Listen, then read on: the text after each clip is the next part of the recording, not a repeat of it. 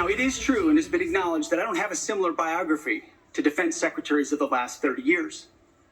But it's time to give someone with dust on his boots the helm.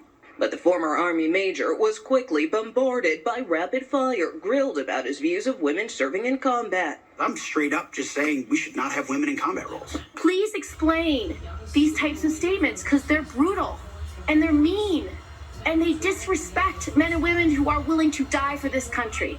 Well, Senator, I appreciate your comments, and I would point out I've never disparaged women serving in the military. I respect every single female service member that has put on the uniform. The ex-Fox News host was also pressed about accusations of sexual assault at a Monterey, California hotel in 2017.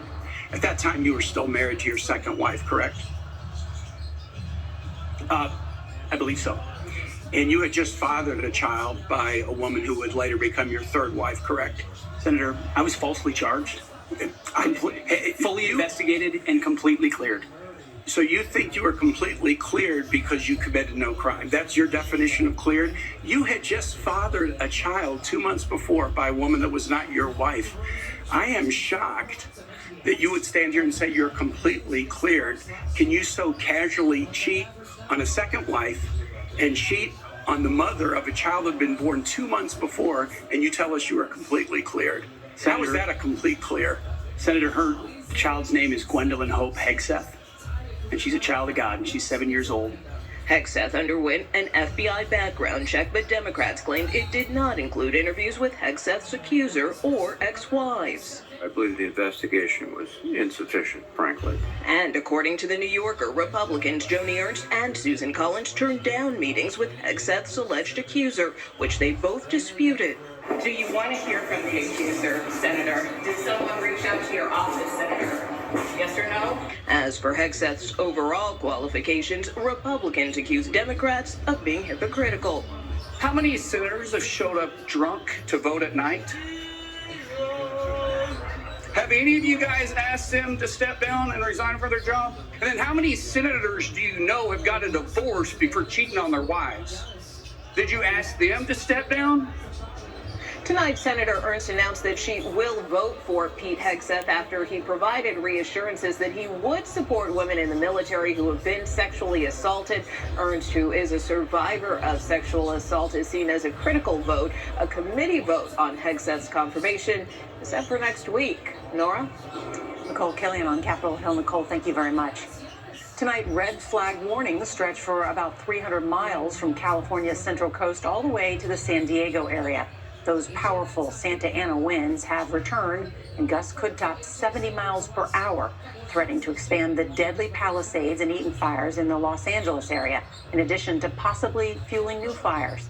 We have two reports from the fire zone, starting with CBS's Jonathan Vigliotti.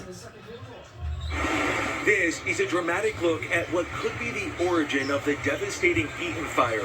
CBS News has confirmed this video was shot just 3 minutes after that fire ignited near electrical towers above Altadena.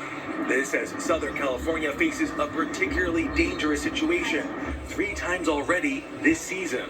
That warning has been followed by devastating wildfires, especially when fires in Pacific Palisades and Altadena exploded, pushed by hurricane-force winds.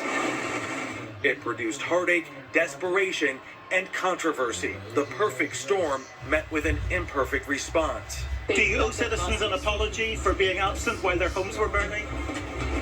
Mayor Karen Bass left LA after the first weather warning was issued to attend the swearing in of Ghana's new president.